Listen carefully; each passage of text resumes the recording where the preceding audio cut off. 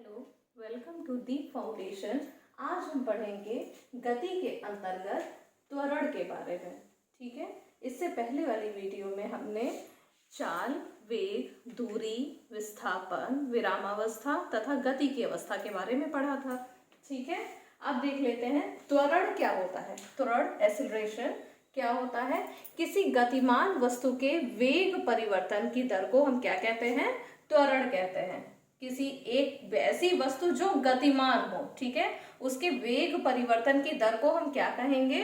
त्वरण कहेंगे। ठीक है, त्वरण दो प्रकार के होते हैं। कैसे? धनात्मक त्वरण, ऋणात्मक त्वरण।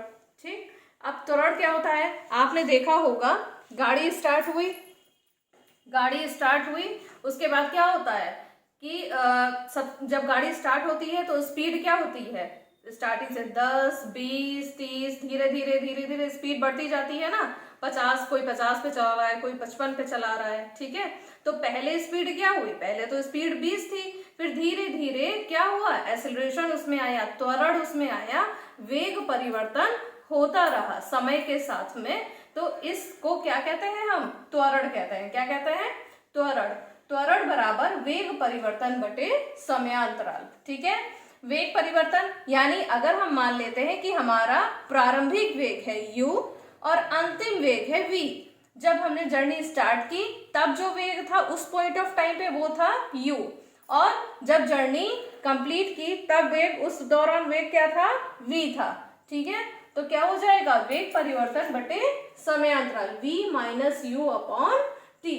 ठीक है, इसका मात्रक होता है मीटर प्रति सेकंड स्क्वायर। ठीक है, त्वरण समझ में आया बच्चों? त्वरण ये होता है कि आपका समय के साथ जो वेग परिवर्तन की दर है उसको हम क्या कहते हैं? त्वरण कहते हैं। ये किसी व्यक्ति की भी हो सकती है, किसी वस्तु की हो सकती है, गाड़ियों को आपने देखा है, जैसे ट्रेन होती है ना। ट्रेन का एग्जाम्पल, ट्रेन सबने देखी है चलते हुए। प्लेटफॉर्म पे जब आती है तो क्या हो जाता है? स्पीड धीरे धीरे कम हो जाती है, रुक गई है ना, तब क्या होगा? उसका वेग शून्य हो गया ना।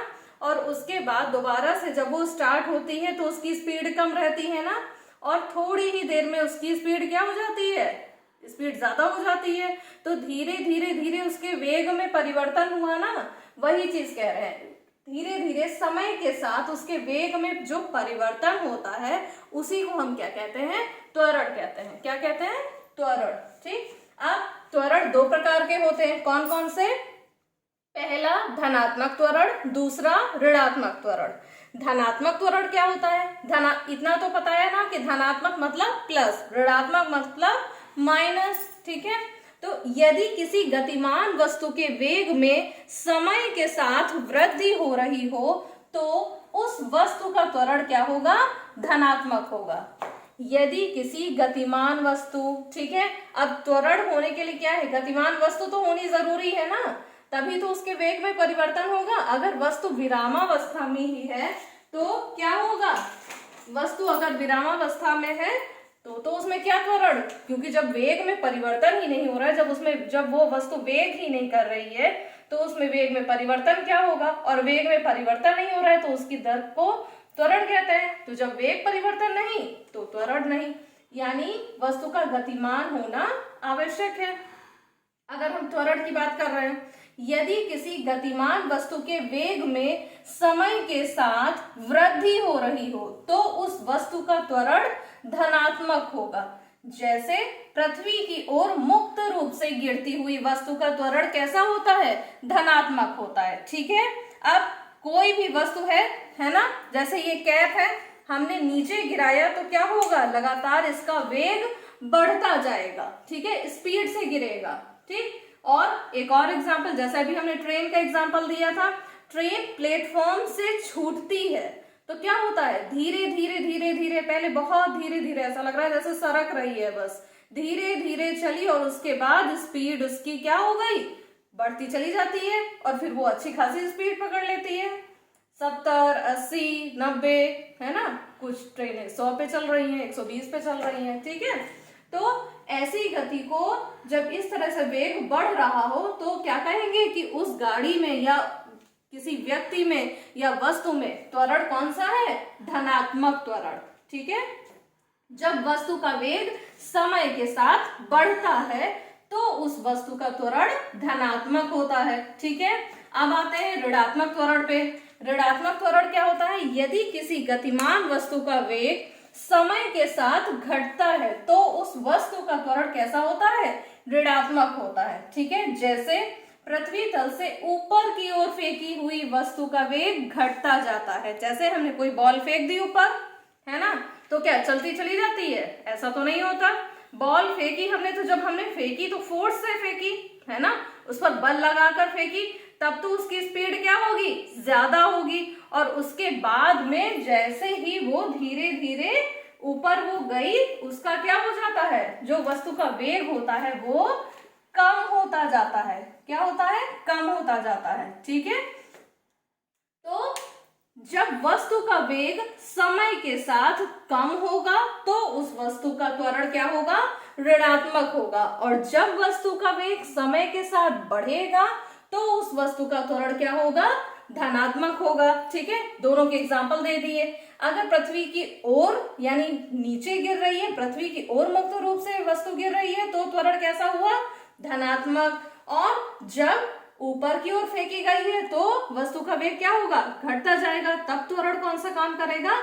ऋणात्मक काम करेगा। ठीक है, एक न्यूमेरिकल सॉल्व कर लेते हैं।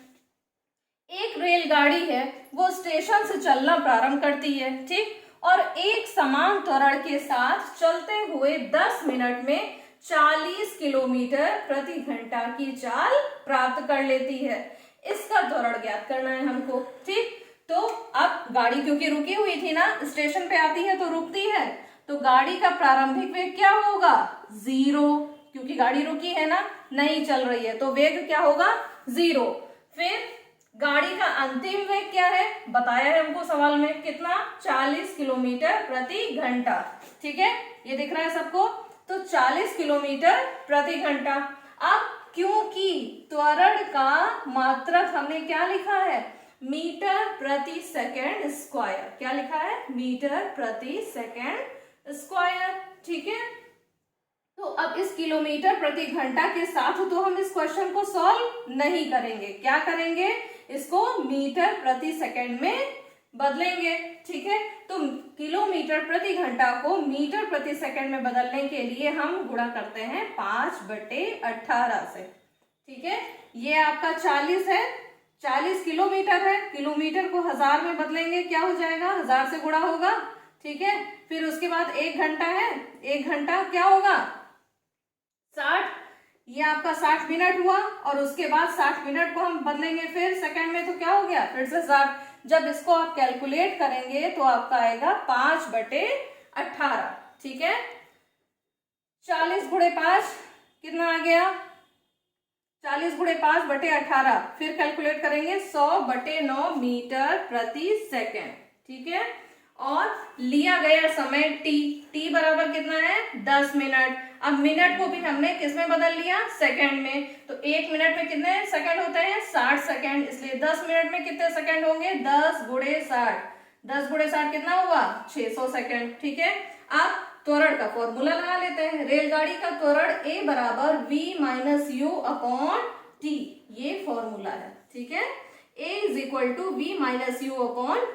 ठीक, तो v की जगह पे v का वैल्यू रख देते हैं 100/9 -0, u की वैल्यू क्या है? 0 है, अपॉन 600 टाइम 600। ठीक है, तो 100/9, ये 9 है, अब 0 गया मतलब कुछ भी नहीं गया, तो उतना ही तो रहेगा 100/9। अब ये बटे में ये आ जाएगा नीचे। ठीक है, तो 100/9 × 600, जब इसको हम सॉल्व करेंगे तो आएगा 1/54 मीटर प्रति सेकेंड स्क्वायर। ठीक है, आप 54 से भाग देंगे तो आंसर आएगा आपका 0.0185।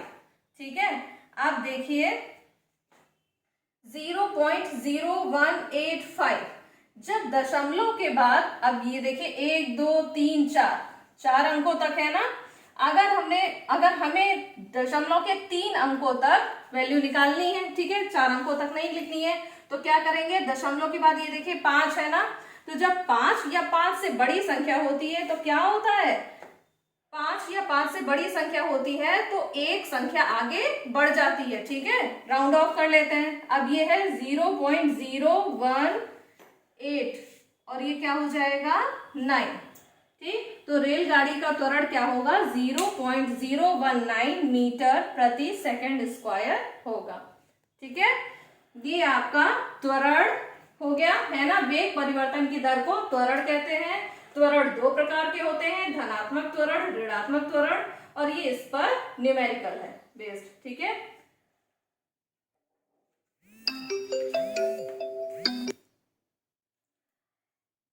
ये आपका त्वरण है। इसके आगे के वीडियोस आपको मिलते रहेंगे। अगर आपको वीडियो पसंद आया है तो लाइक करें और हमारे चैनल को सब्सक्राइब जरूर करें। Thank you.